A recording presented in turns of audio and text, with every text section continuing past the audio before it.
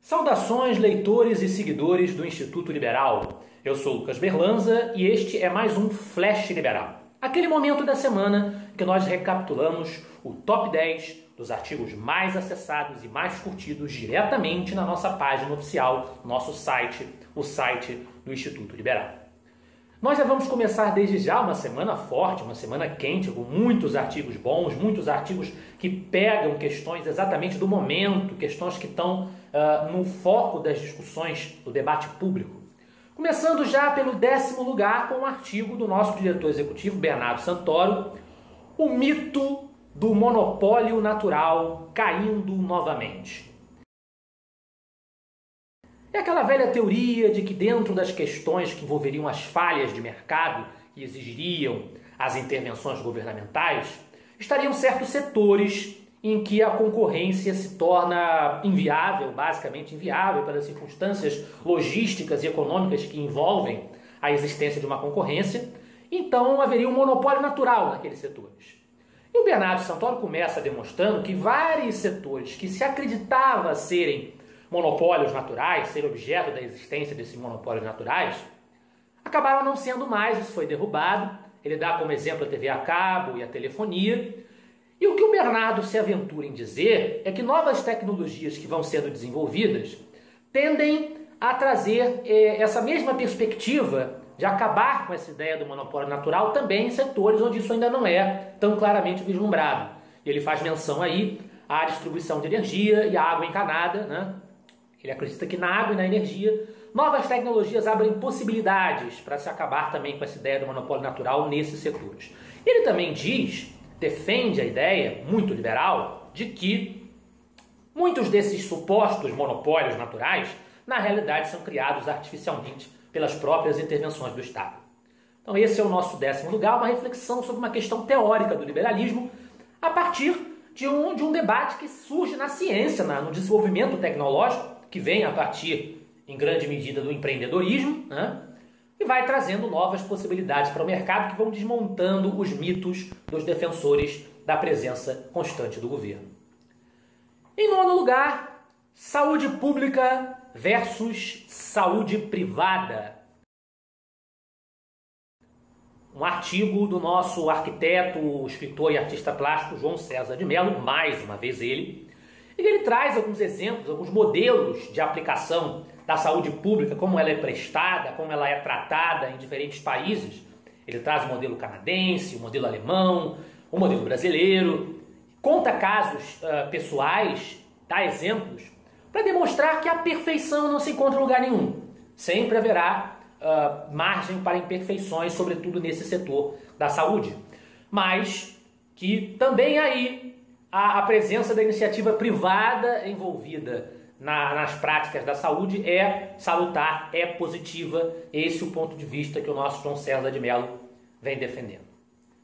Trazendo as discussões para uma questão que atiçou os meios parlamentares brasileiros durante a semana, em 8º lugar, um artigo de minha autoria. A questão venezuelana. De que lado a questão Venezuela, perdão. O artigo é meu e eu me enganei no título. A questão Venezuela. De que lado está o governo brasileiro? É uma pergunta basicamente retórica, porque a realidade demonstra que o nosso governo é parceiro, é aliado das autoridades bolivarianas da Venezuela, assim como de todos esses populistas socialistas do Foro de São Paulo que vem tomando o poder e mantendo o poder nos países da América Latina. A gente ainda vai voltar a isso no primeiro lugar da nossa lista de hoje. Sendo que essa semana o Brasil recebeu a visita de 2 esposas de presos políticos do regime de Maduro. A Lilian Tintori, a esposa do Leopoldo Lopes, o líder que foi preso já há praticamente um ano, e Midzi Capriles, a esposa do prefeito de Caracas, Antônio Ledesma, também detido pelo governo Maduro. E elas vieram clamar para que a presidente Dilma as recebesse e vieram em audiências públicas defender, ao ponto de vista da oposição massacrada, da repressão dolorosa que se sofre nas ruas por parte do governo de feições ditatoriais da Venezuela. Em contrapartida, os senhores Lindbergh Farias, do PT, e Ivan Valente, do PSOL, receberam Tarek William Saab, porta-voz do governo Maduro. Deram todo o destaque a ele, figuras governistas deram todo o destaque a ele, né? O que prova de que lado o governo está. O meu artigo fez um apelo para que a presidente Dilma recebesse as esposas, essas mulheres sofridas que veem seus maridos na cadeia por defender a liberdade e a democracia representativa em seus países, as estruturas da democracia representativa e do Estado de Direito em seus países. O que a gente vê é que a Dilma não as recebeu. E aí o Renan Calheiros tentou contemporizar, dizendo, parece que não foi possível. Até Renan Calheiros pediu que Dilma as recebesse. Mas esse não foi possível é muita falta de vergonha na cara. A verdade é essa. Em sétimo lugar, por que o Marco Civil da internet atrapalha os consumidores? Um artigo do nosso colaborador Luan Sperandio. Um artigo dele também esteve aqui no último Flash Liberal e ele nos pediu, no último ou no penúltimo, se eu não estou enganado, e ele nos pediu que nós retificássemos o nome, que eu tinha falado Sperandio, é Sperandio. Eu espero que agora esteja totalmente correto, né? Espero não estar cometendo erros dessa vez. O artigo do Sperandio, ele fala sobre a neutralidade da rede como uma das determinações do Marco Civil da Internet, como algo que proibiu a oferta de produtos em pacotes diferenciados, de planos diferenciados por parte das empresas que lidam com a questão da internet, de acordo com necessidades personalizadas. Ou seja, é uma questão de interferência do Estado a partir desse marco nas possibilidades amplas que o mercado abriria sem a presença dessa interferência. Esse é um ponto que, de um ponto de vista liberal, o Sperandio cita a visão hayekiana da ordem espontânea, do ponto de vista liberal, traz um problema, um comprometimento das relações e das possibilidades de criatividade no mercado por conta dessa lei. E ele cita o caso de uma empresa que ofereceu um serviço com o WhatsApp, que isso foi brecado por essa determinação do Marco Civil. Então, o mote do artigo do Sperandio é esse. Em sexto lugar, o professor Ivan Dalsas traz o seu artigo Marxismo e Natureza Humana.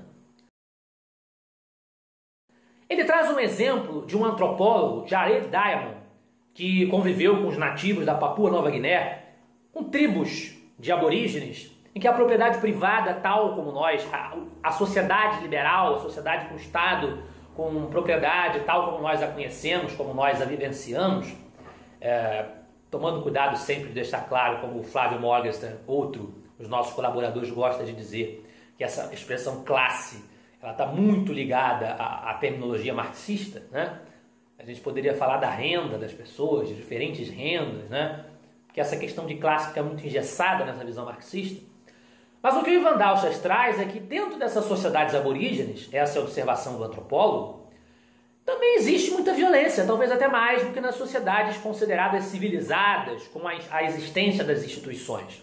Então, o que o Ivan está tentando defender é que a existência dessas instituições é a única formatação que nós conseguimos encontrar para nossas sociedades organizadas, em que as nossas más paixões, os nossos egoísmos inerentes, naturais na sociedade, no indivíduo, no ser humano, né, possam ser contidos, possam ser controlados dentro de uma ordem mais civilizada.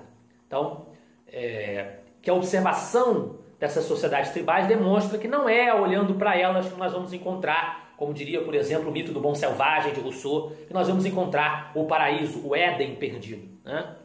É isso que o professor Ivan Dalsas fez no seu artigo. Em quinto lugar, novamente o nosso diretor Bernardo Santoro, com o seu artigo Empreendedorismo muda mais vidas que a educação, em que ele mostra, dentro de uma realidade bastante hostil no Brasil a esse tipo de pensamento, ele mostra a importância da educação estar voltada para o mercado, para formar mão de obra, para qualificar empregadores que vão produzir para o país, né? A importância de um encontro novamente entre a educação e o empreendedorismo, né? E o negócio, e o business, né?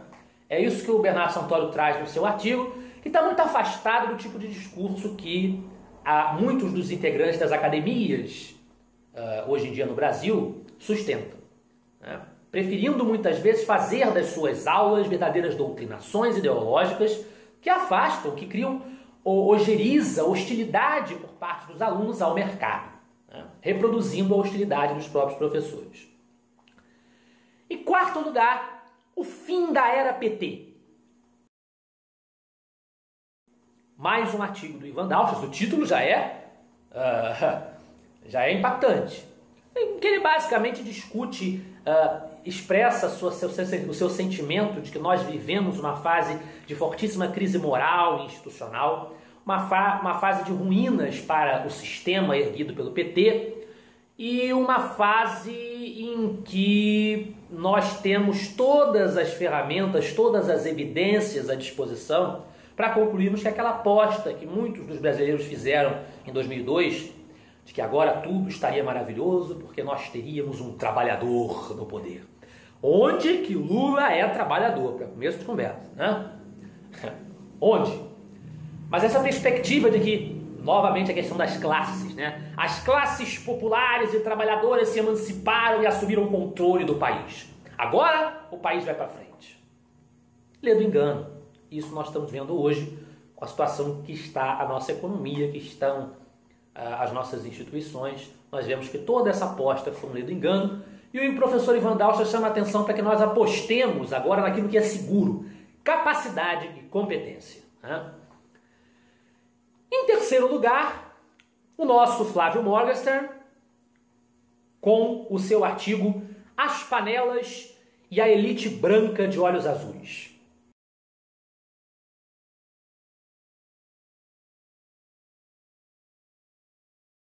É um artigo que repercute o panelaço que aconteceu mais uma vez no programa eleitoral do PT, um grande panelaço estrondoso em diversas partes do país, de pessoas que simplesmente se recusaram a ouvir o que essa corja, né, tem a dizer. E o Flávio aproveita para criticar os discursos reducionistas por parte da esquerda, por parte dos agentes do governo, na imprensa, na mídia, os blogueiros sustentados pelas verbas estatais, pelas verbas públicas, em que ele demonstra que eles são apenas hipócritas, porque, por exemplo, o Havana Connection, que é uma sátira ao Manhattan Connection, um programa com Sakamoto, Jean Willis, só gente boa, né? Só gente maravilhosa, gente da esquerda mais jurássica, como diria o Roberto Campos, mais ranheta, né? Esse pessoal debochando da elite branca de olhos azuis que protesta, quando se nós olharmos para as contas bancárias desse pessoal, se nós olharmos para o tipo de ambiente que eles frequentam, se nós olharmos para o tipo de vida que eles levam do ponto de vista financeiro, a gente vai ver que é pura hipocrisia. Em segundo lugar, novamente João César de Mello com sim, socialismo tem cura.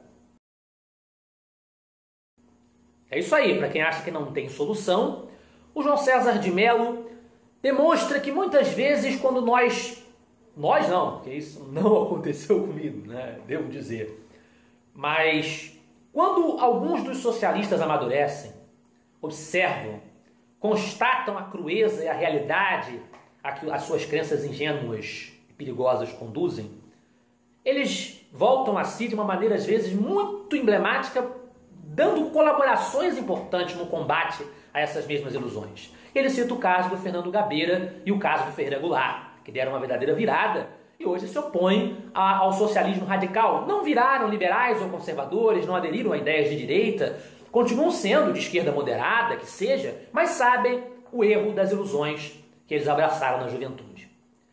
E em primeiríssimo lugar, do Jefferson Viana, novamente uma questão envolvendo a realidade latino-americana, eleições na Argentina, queda do kirchnerismo e a ascensão do liberalismo. Em que ele mostra um retrato da queda da popularidade do governo Kirchner, com a falência do socialismo que foi instalado lá, que na prática é um socialismo, o envolvimento, o suposto envolvimento no assassinato do promotor de justiça Alberto Nisman, né?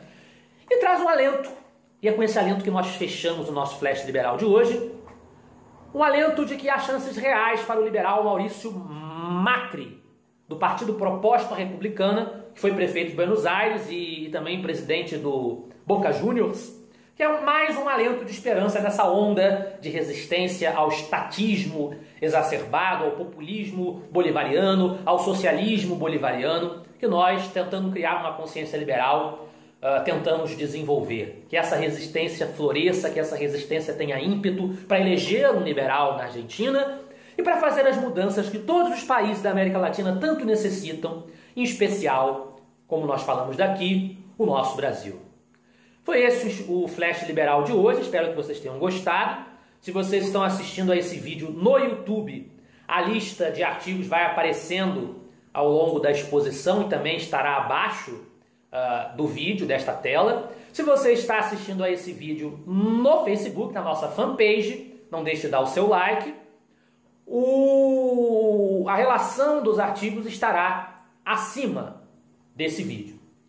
Até semana que vem.